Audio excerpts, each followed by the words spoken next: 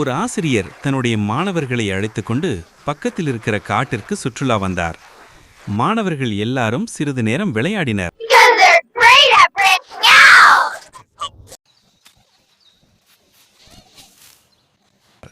சிறிது நேரத்தில் அந்த ஆசிரியர் மாணவர்களை அழைத்தார். உங்களுக்கு ஒரு போட்டி வைக்கிறேன் என்றார். உடனே அனைத்து மாணவர்களும் அங்கே வந்தனர். தூரத்தில் உள்ள ஒரு மரத்தின் கிளையில் நின்றிருந்த ஒரு பறவையை காட்டினார். பையிலிருந்து செல்போன் ஒன்றை எடுத்து, இந்த செல்போனில் அந்த பறவையின் கண்ணை யார் அழகாக படம் பிடிக்கிறார்கள் பார்ப்போம் என்றார். முதலில் ஒரு சிறுவன் கேமராவை வாங்கினான். அவன் படம் எடுப்பது போல் செல்போனை வைத்தபொழுது ஆசிரியர் கேட்டார், உனக்கு என்ன தெரிகிறது? ஐயா, எனக்கு சுத்திலும் மரம், இலைகள், காய்கள் எல்லாம் தெரியுது. இந்த பறவையும் அதில் தெரியுது அப்படின்னான். அவன் படம் எடுத்த பின் அடுத்த பையன் வந்தான். அவனிடமும் அதே கேள்வி. ஐயா, எனக்கு அந்த பறவைக்கு பின்னால மயில் தெரியுதுன்னா. அடுத்த பையன், அருவிக்கு கிட்டத்துல பறவை தெரியுதுன்னா. இப்போதான் வந்தான் நம்ம ஹீரோ.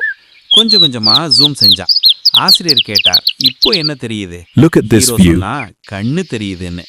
இப்போ படம் எடுன்னார் ஆசிரியர். அவன் படம் எடுத்தான். எல்லோரும் அந்த படங்களை வரிசையாக பார்த்தனர்.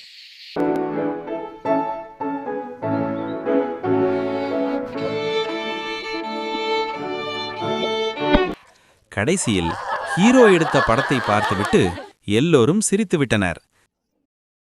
காரணம், அவன் தவறுதலாக செல்ஃபி மோட் போட்டு தன் கண்ணைத்தான் படம் எடுத்துள்ளான்.